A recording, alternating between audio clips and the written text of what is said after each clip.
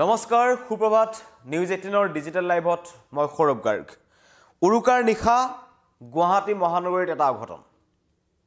উৰুকাৰ নিশাই এটা চাঞ্চল্যকৰ ঘটনা গুৱাহাটী মহানগৰীৰ মাজমজিয়াত পূব খৰণিয়াত এগৰাকী যুৱতীৰ ৰহস্যজনক মৃত্যু আৰু গুৱাহাটী মহানগৰীত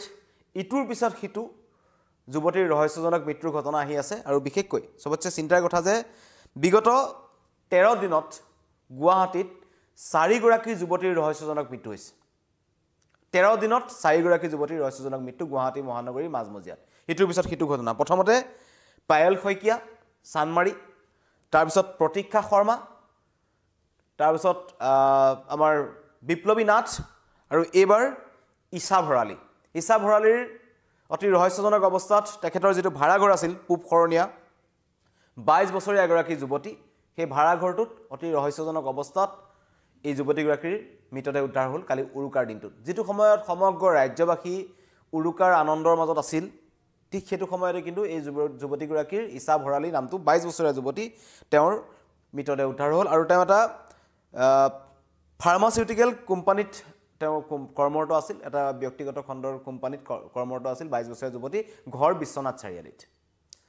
কেনেকৈ মৃত্যু হ'ল কি কাৰণত মৃত্যু হ'ল সেইখিনি এতিয়ালৈকে তদন্তত অহা নাই কিন্তু আটাইতকৈ ডাঙৰ কথা আটাইতকৈ চিন্তাৰ কথা এই ঈশা নামৰ যিগৰাকী যুৱতীৰ কথা কৈ আছো যুৱতীগৰাকী ভাড়া ঘৰত এগৰাকী বান্ধৱীৰ সৈতে থাকিছিল পূব খৰণিয়াত আৰু সেই বান্ধৱীগৰাকী বিহুৰ বাবে ঘৰলৈ গৈছিল আৰু যোৱাৰ পাছতে সেই ভাড়া ঘৰটোৰ ভিতৰত এই ঈশা ভৰালীৰ মৃতদেহ উদ্ধাৰ হ'ল অকলখৰে আছিল বুলি কোৱা হৈছে আৰু কেনেকৈ যুৱতীগৰাকীৰ মৃত্যু হ'ল মৃত্যুৰ আঁৰত কি আছে সেই সকলো কিন্তু এতিয়াও ৰহস্যৰ আৱৰ্তত চিন্তাৰ কথা গুৱাহাটী মহানগৰীৰ দিনক দিনে এনেকুৱা ধৰণৰ ঘটনা বৃদ্ধি পাইছে যেটো আপোনালোকে দেখি আছে বা আমিও আপোনালোকক জনাই আছো ইতিমধ্যে কৈছো যে ইয়াত প্ৰেমিকে হত্যা কৰিছে কাৰোবাক বা ৰহস্যজনকভাৱে কোনবাই আত্মহননৰ পথ বাছি লৈছে গতিকে ইয়াৰ অন্তৰালত কি আছে আটাইতকৈ চিন্তাৰ কথা কাৰণ আজি বিহুৰ দিনটোত আমি এইবোৰ কথা আলোচনা কৰিব লগা হৈছে কাৰণ কালিৰ দিনটোত আমি দেখিলো উৰুকাৰ নিশা এই যুৱতীগৰাকী এনে কি ঘটনা ঘটিল যুৱতীগৰাকীৰ লগত যে তেওঁৰ মৃতদেহ উদ্ধাৰ হ'ল ৰহস্যজনক অৱস্থাত ভাড়া ঘৰৰ ভিতৰত আৰু অজ্ঞাত যেটো কোনো কাৰণ তেওঁ বিচাৰি পোৱা নাই যে পূব খৰণিয়াত তেওঁ আছিল হুকাব ঘটনা ভাড়া ঘৰত চৰম সিদ্ধান্ত তেওঁ গ্ৰহণ কৰিলে আৰু এতিয়াও কিন্তু সেই বস্তুটো আৰক্ষীয়ে তদন্ত কৰিছে কাৰণ কালি চানমাৰী আৰক্ষী তাত উপস্থিত হ'ল চানমাৰী আৰক্ষী উপস্থিত হৈ তন্নকৈ সেই ভাড়া ঘৰটো পৰীক্ষা কৰিলে আৰু যুৱতীগৰাকীৰ কোনোবাই হত্যা কৰি থৈ তাত গৈছে নেকি তেনেকুৱা ধৰণৰ ভাৱেও তেওঁলোকে পৰীক্ষা কৰিছে কিন্তু মৰণোত্তৰ পৰীক্ষাৰ বাবে তেখেতৰ মৃতদেহ পঠাই দিয়া হ'ল কিন্তু এতিয়ালৈকে সেই যুৱতীগৰাকী কি কাৰণত মৃত্যু হ'ল কেনেকৈ মৃত্যু হ'ল হেতু কিন্তু পোহৰলৈ অহা নাই আৰু ঘৰৰ মালিকৰ ভাষ্যও আহিছে ঘৰৰ মালিকে কৈছে যে যেটো কৰ্মৰত আছিল এটা ব্যক্তিগত কোম্পানীত সদায়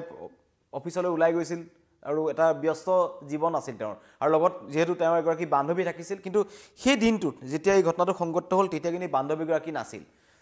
যাৰ বাবে হয়তো তেওঁ এনেকুৱা এটা চৰম সিদ্ধান্ত গ্ৰহণ কৰিলে বা কিবা এটা সুযোগ তেওঁ পালে আৰু আটাইতকৈ ডাঙৰ কথা কোনবাই তেওঁক এই এনেকুৱা ধৰণৰ পথ গ্ৰহণ কৰিবৰ বাবে হেঁচা প্ৰয়োগ কৰিছিল নেকি সেইবোৰ ক্ষেত্ৰত কিন্তু আৰক্ষীয়ে তদন্ত কৰিছে কিন্তু তদন্তত ওলাব যে কি হৈছে কিন্তু আটাইতকৈ চিন্তাৰ কথা যে গুৱাহাটী মহানগৰীত প্ৰকৃততে হৈছে কি কাৰণ ইটোৰ পিছত সিটো ঘটনা কাৰণ ইয়াত উত্তৰ পূবৰ দুৱাৰমুখ বুলি কয় উত্তৰ পূবৰ দুৱাৰমুখ ইয়াত অসমৰ বিভিন্ন জিলাৰ ছাত্ৰ ছাত্ৰীসকল ইয়াত উচ্চ শিক্ষাৰ বাবে আহে ইউনিভাৰ্চিটি আছে বিভিন্ন ধৰণৰ শিক্ষানুষ্ঠান আছে ছাত্ৰ ছাত্ৰীসকল ইয়াত থাকে পৰিবাৰৰ পৰা দূৰত থাকে তেখেতলোকৰ পিতৃ মাতৃৰ পৰা দূৰত থাকে কিন্তু তাৰ পাছত এনেবোৰ ঘটনা এটা কিন্তু সংকিত কৰি তুলিছে আৰু যেতিয়া এনেবোৰ ঘটনা ঘটে গুৱাহাটী মহানগৰীত আমি দেখিছো বেছিকৈ ঘটে এতিয়া আমি কৈছো 13 দিনত 4 গৰাকী যুৱতীৰ ৰহস্যজনক মৃত্যু মই ইতিমধ্যে কৈছো পায়েল শইকীয়াৰ মৃতদেহ উদ্ধাৰ হৈছিল চানমাৰীত কাৰণ মাতৃৰ ঘৰ নিজৰ তেওঁৰ আছিল ইয়াতে গুৱাহাটীত কিন্তু মাতৃৰ লগত নাথাকি তেওঁ এটা ফ্ল্যাটত আছিল আৰু অতি ৰহস্যজনকভাৱে 31 ডিসেম্বৰত তেখেতে আত্মহননৰ পথ বাছি লৈছে বুলি কৈছে পিছত তদন্ত হৈছে যথেষ্ট সংখ্যক ভিজুৱেল উল্লেখ আমি পাইছিলো তেওঁ পাৰ্টি কৰিছিল এটা ভাল জীৱন যাপন তেওঁ পালন কৰা নাছিল তেওঁ এটা নিখা পাৰ্টি কৰিছিল এনেকুৱা ধৰণৰ বিভিন্ন ধৰণৰ তথ্য আহিছে আৰু দুজন যুৱকৰ সৈতে তেখেতৰ প্ৰেমৰ সম্পৰ্ক আছিল বুলি কৈছে ৰাতি দুৱাৰ ভাঙি কোনবা সোমাইছিল গলে সিসিটিভি ভিজুৱেল ওলাইছে দুজন যুৱকক ইতিমধ্যে আটক কৰিছে গ্ৰেপ্তাৰ কৰিছে কিন্তু তাৰ পাছত ওলালে যে গুৱাহাটীত কেনেকুৱা ধৰণৰ এটা জীৱনশৈলী আচলতে চলি আছে তাৰ পিছত আমি দেখিলো প্ৰতীক্ষা শৰ্মাৰ এটা ৰহস্যজনক মৃত্যু হ'ল তাৰ পিছত যদি আমি ক'বলৈ যাওঁ বিপ্লৱী নাথ যিগৰাকী যুৱতী শুই থকা অৱস্থাত ঘৰৰ মালিকে 4 দিন ধৰি তেওঁক ফোন কৰি আছিল কিন্তু যুৱতীগৰাকীৰ 2 দিন পূৰ্বেই মৃত্যু হৈছে বুলি কৈছে কেনেকৈ যুৱতীগৰাকীৰ মৃত্যু হ'ল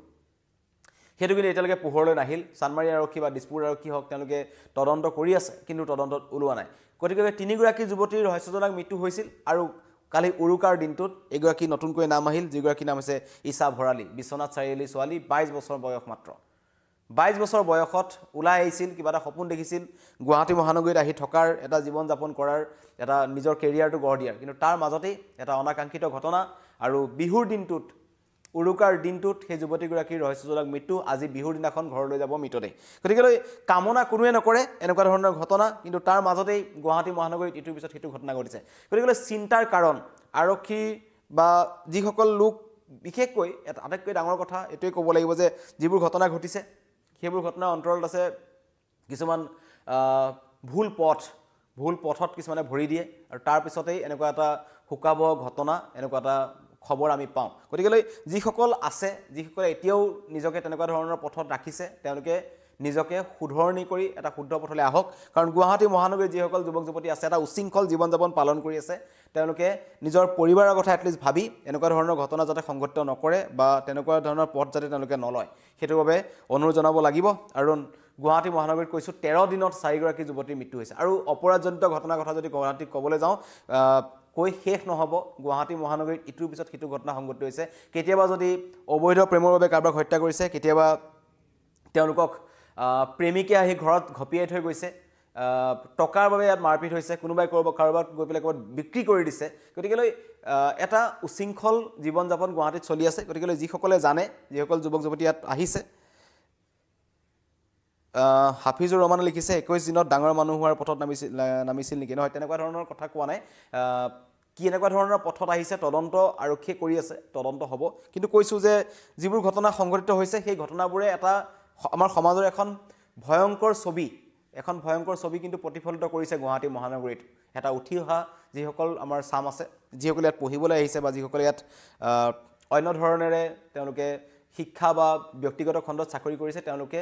কিবা নহয় কিবা এটা ক'ৰবাত নহয় ক'ৰবাত কিবা এটা ভুল হৈছে যাৰ বাবে এনেকুৱা ধৰণৰ ঘটনা কিন্তু বৃদ্ধি পাইছে যিটোৱে ক'ৰবাত চিন্তাত পেলাব চিন্তাৰ কাৰণ হয় যাৰ বাবে এনেকুৱা ঘটনা যাতে সংঘটিত নহওক তাৰে কামনা কৰিছোঁ কিন্তু যিসকল আমাৰ লগত নতুনকৈ জড়িত হৈছে বিহুৰ দিনাখন আপোনালোকক এটা খবৰ দিব বিচাৰিছোঁ যে গুৱাহাটী মহানগৰীত পুনৰ এগৰাকী যুৱতীৰ ৰহস্যজনক মৃত্যু তেখেতৰ মৃতদেহ উদ্ধাৰ হৈছে তেখেতে যিটো ভাড়াঘৰ থাকে সেই ভাড়াঘৰৰ ভিতৰত অতি ৰহস্যজনক অৱস্থাত আৰু পূব শৰণীয়া ঘটনাৰ স্থান পূব শৰণীয়া এটা ভাড়াঘৰত ঈশা ভৰালী নামৰ এগৰাকী যুৱতীৰ মৃতদেহ উদ্ধাৰ হৈছে 22 বছৰীয়া যুৱতীগৰাকীৰ ঘৰ আছিল বিশ্বনাথ চাৰিআলিত তেওঁ এটা ব্যক্তিগত খণ্ডত চাকৰি কৰিছিল এগৰাকী বান্ধৱীৰ সৈতে তেওঁ ভাড়াঘৰত আছিল কিন্তু এই ঘটনাৰ দিনা কালি যিটো উৰুকাৰ দিনাখন সেই যুৱতী ঈশা ভৰালীৰ বান্ধৱীগৰাকী কিন্তু ঘৰলৈ গৈছিল গতিকে তেওঁ অকলে আছিল ভাড়াঘৰটোত আৰু ভাড়াঘৰটোৰ ভিতৰত ৰহস্যজনক অৱস্থাত যুৱতীগৰাকীৰ মৃতদেহ উদ্ধাৰ হ'ল আৰু ইতিমধ্যে আৰম্ভ কৰিছে তদন্ত চানমাৰী আৰক্ষীয়ে মৃতদেহ উদ্ধাৰ কৰিছে মৰণোত্তৰ পৰীক্ষাৰ বাবে প্ৰেৰণ কৰিছে কিন্তু চিন্তাৰ কথা 13 দিনত 4গৰাকী যুৱতীৰ ৰহস্যজনক মৃত্যু হৈছে গুৱাহাটীত গতিকে সেইটোহে আটাইতকৈ ডাঙৰ চিন্তাৰ কথা যে কিয় এনে ঘটনা সংঘটিত হৈছে ইনুলে লিখিছে মানুহে ল'ৰা হওক বা ছোৱালী হওক নিজে ঠিক নহ'লে এনেবোৰ ঘটনা সংঘটিত কৰিব নোৱাৰে নিশ্চয় নিজে ঠিক হ'লে এনেবোৰ ঘটনা সংঘটিত নহয় কিন্তু ক'ৰবাত নহয় ক'ৰবাত তেনে ঘটনা সংঘটিত হৈছে য'ত ভুল পথত কোনোবাই ভৰি দিছে যাৰ বাবে এনেবোৰ ঘটনা সংঘটিত হৈছে জনালোঁ বিহুৰ দিনাখন এনেবোৰ ঘটনা আচলতে আমি জনাব নিবিচাৰোঁ মন নাযায় জনাবলৈ বিহুৰ দিনটোত কাৰণ এটা ভাল দিন কিন্তু তাৰ মাজতেই উপায় নাই এনেকুৱা ঘটনা আহিছে যাৰ বাবে আমি জনালোঁ গুৱাহাটী মহানগৰীত পুনৰ এক ৰহস্যজনক ঘটনা এগৰাকী যুৱতীৰ ৰহস্যজনক মৃত্যু ধন্যবাদ